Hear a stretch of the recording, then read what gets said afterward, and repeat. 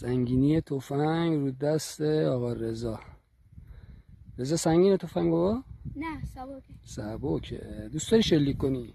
آره. نمیترسی؟ نه. خب پس الان یه دونه شلیک کن.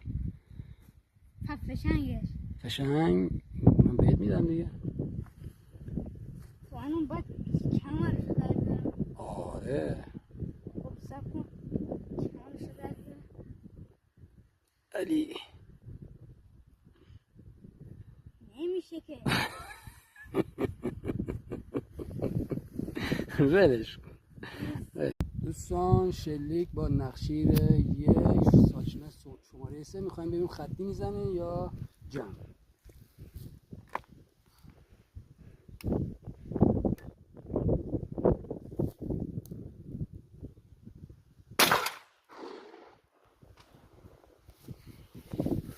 فکر کنم که عالی زد. بریم میریم که نگاه کنیم ببینیم چه جوری زده.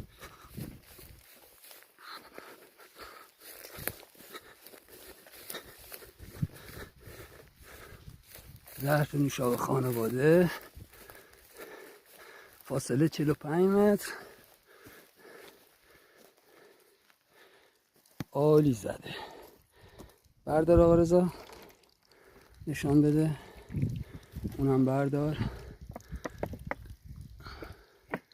سوراخ سوراخ شدن. خب اینم نشان بده رضا.